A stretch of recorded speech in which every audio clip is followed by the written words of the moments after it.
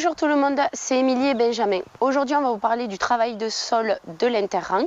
Donc Benjamin, lui, va vous présenter l'outil que l'on utilise et moi, je vais vous expliquer pourquoi on utilise ce matériel à cette époque. Allez, je vous présente notre rotavator. Il est de la marque Howard, le modèle c'est HR30. C'est un outil qui a plus de 15 ans. Donc on appelle cet outil aussi herse rotative. Les pales tournent dans le sens d'avancement du tracteur et permettent à l'outil de descendre dans le sol. Il y a des sabots que vous voyez sur le côté de l'appareil. Donc ces sabots permettent de stabiliser l'outil pour pas qu'il descende trop profondément. Et les pales, elles, broient la terre de façon à faire une terre assez aimable. J'ai rajouté de chaque côté de ce rotavator des disques lisses qui travaillent dans ce sens-là, qui me permettent de pouvoir délimiter le travail du rang et de l'interrang. Il est entraîné par une prise de force. Cette prise de force, elle tourne à 540 tours par minute. Et on roule, la vitesse d'avancement est entre 2,5 et 3,5 quand le sol le permet. Ce modèle de rotavator, c'est le modèle HR30. Donc ce modèle prend 180 de largeur de travail. Nous, on est planté à 2,50 m et lui travaille 1,80 m. Bon alors, je vous explique tout simplement pourquoi on utilise le rotavator. Alors c'est vrai que le rotavator, c'est pas forcément un outil qu'on aime beaucoup passer, parce qu'on sait qu'un excès de rotavator, ça peut vite faire la fameuse semelle de labour. Alors pendant des années, nous dans la région, ils ont aimé beaucoup passer le rotavator et quand on a fait des profils de sol, on s'est rendu compte qu'il y avait 30 cm à peu près où c'était des sols meubles. Après, on avait une bonne couche de 30 cm très compactée, c'est-à-dire que le couteau ne pouvait même pas rentrer dans le sol. Et ensuite, après, ça allait beaucoup mieux, il y avait les différentes strates. On a pris la décision de ne plus passer le rotavator. Alors vous allez me dire pourquoi on le passe cette année.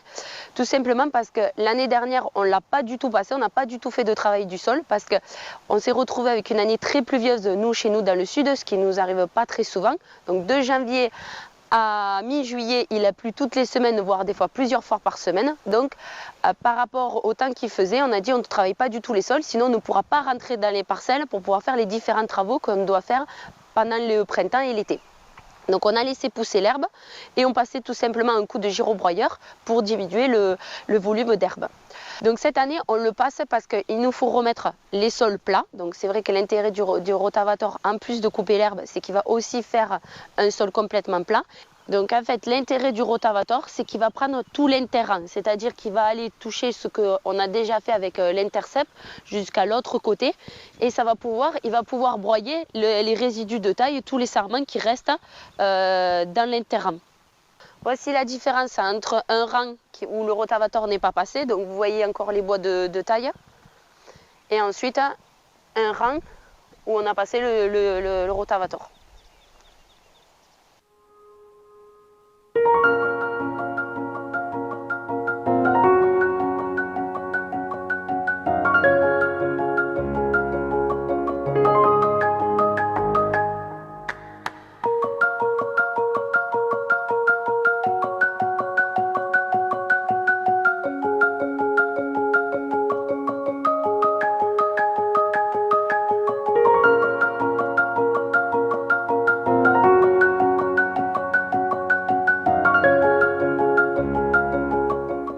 Benjamin vient de vous faire une petite démonstration du rotavator.